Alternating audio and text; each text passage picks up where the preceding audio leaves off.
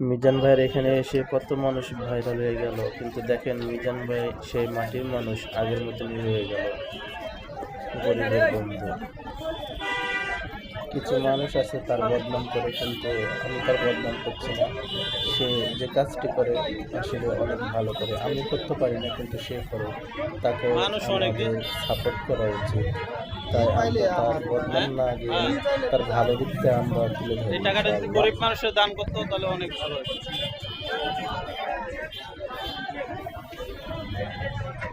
কারণ যারা আইছে সবাই কিন্তু খাইতে পারে, সবারই কিন্তু চলে।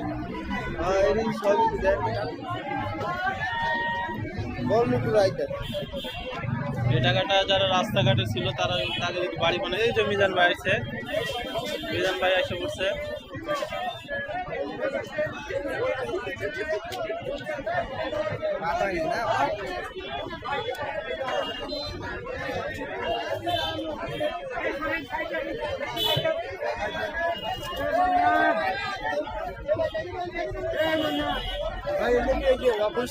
কই আসলে মিজান ভাই?